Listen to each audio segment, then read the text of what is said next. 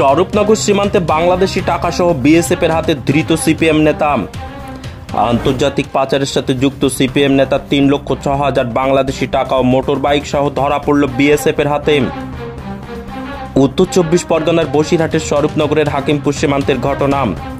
জানা যায়, গত পঞ্চায়েত ভোটে সিপিএম এর পঞ্চায়েত সমিতির প্রার্থী শহীদুল ইসলাম নামে ওই পাচারকারী নিজের শরীরে জড়িয়ে 3,06,000 বাংলাদেশি টাকা ভারত থেকে বাংলাদেশে পাচার করার চেষ্টা করছিল।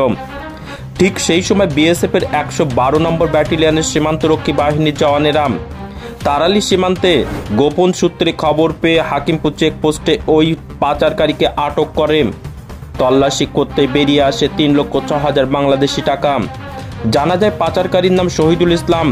তার বাড়ি স্বরূপনগরের ভিথারি হাকিমপুর গ্রাম পঞ্চায়েতের ভিথারি এলাকায়।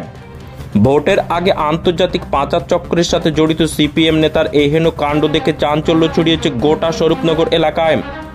এখন প্রশ্ন হচ্ছে, ভোটের আগে এই বাংলাদেশি টাকা সিপিএম নেতা কোথায় পেল? কি কারণেই বা সেই টাকাগুলো নিয়ে এসে সীমান্ত এলাকায় যাচ্ছিল? এমএস নিউজ বাংলা চ্যানেলের পরবর্তী খবর সবার আগে পেতে ইউটিউবে চ্যানেলটি সাবস্ক্রাইব করুন, ফেসবুক পেজ ফলো করুন, ফলো বাটন ক্লিক করুন, সেই সঙ্গে খবরটি ফেসবুকে প্রচুর পরিমাণে শেয়ার করুন।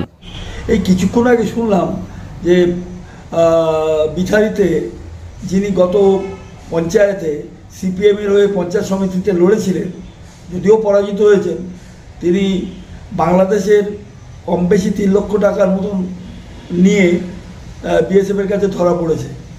এবং আমরা অবাক হয়ে যাই, এত কড়াকড়ির মধ্যেও এই টাকা, বাংলাদেশের টাকা কিভাবে এপারে মানে ইন্ডিয়াতে চলে এলো। যাই হোক, তাকে ধরে প্রশাসন হাতে তুলে দিয়েছে, তেঁতুলিয়া কাস্টমের কাছে বিএসএফ তুলে দিয়েছে। আমাদের বক্তব্য অন্য কিছু না, যে সে যে অন্যায় করেছে সে অন্যায় দৃষ্টান্তমূলক শাস্তি হোক।